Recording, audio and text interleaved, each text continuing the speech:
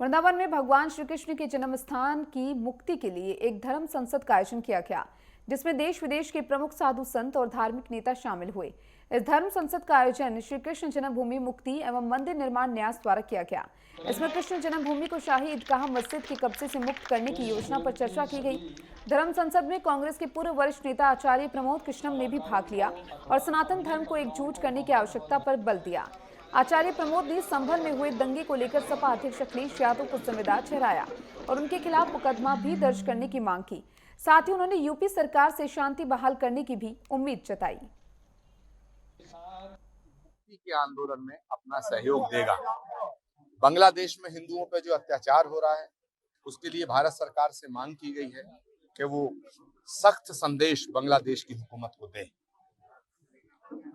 और श्री कृष्ण जन्मभूमि मुक्ति का ये आंदोलन पूरे देश में नहीं पूरे विश्व में फैलेगा।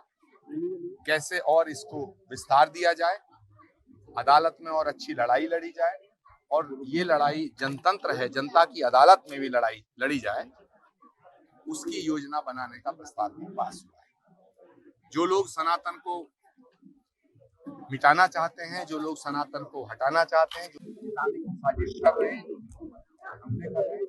उनकी निंदा की गई है। संभल में जो दंगा है ये समाजवादी पार्टी की देन है और संभल में जो स्थानीय सांसद है वो इसके भड़काया, उन्हें पत्थर फिरवाया। लेकिन मैं उत्तर प्रदेश के मुख्यमंत्री आदरणीय योगी आदित्यनाथ जी से मांग करता हूँ कि स्थानीय सांसद पर जिस तरह एफआईआर हुई है, भीड़ को भड़काने की, उकसाने की, उसी तरह अखिलेश यादव जी के ऊपर भी एफआईआर दर्ज। वास्तव में आज बहुत उत्साहवर्धक ये धर्म संसद रही, जिसमें सबसे पहले तो जो गर्भगृह है श्री कृष्ण जन्मभूमि का और जिस पर ईदगाह इस समय बनी हुई है, लगभग 2.5 एकड़ का जो क्षेत्र है वह क्षेत्र शीघ्र ही अपने हिंदुओं को सौंपा जाए, ताकि उसी स्थान पर भगवान कृष्ण का भव्य दिव्य मंदिर बन सके, जहां भगवान कृष्ण की वास्तविक जन्मस्थली है। जैसे अयोध्या में राम जन्मभूमि मंदिर की भी यही मांग थी कि हमें वही गर्भगृह चाहिए जहां राम जन्मभूमि थी, और ऐसे कृष्ण जन्मभूमि के लिए भी यही मांग आज की गई है। सभी संतों ने इस मांग का पूरा समर्थन किया है। भारत और भारत से बाहर भी के कुछ देशों के प्रतिनिधि यहाँ आए हैं, भारत के अनेक प्रांतों के प्रतिनिधि यहाँ आए हैं। और दूसरी मांग ये भी रखी गई है कि जात पात के बंधन टूटे, हिंदू हम सब एक हैं, हम एक बने, हम नेक बने का उद्घोष भी यहाँ इस धर्म संसद में आज हुआ है। जिस प्रकार से संभल में एक मस्जिद के सर्वे के दौरान पुलिस प्रशासन के ऊपर उन लोगों ने पत्थरबाजी करके निशाना बनाने का प्रयत्न किया, प्रशासन को हिलाने का प्रयत्न किया, प्रशासन को दबाने का प्रयत्न किया, यह बहुत चिंताजनक है।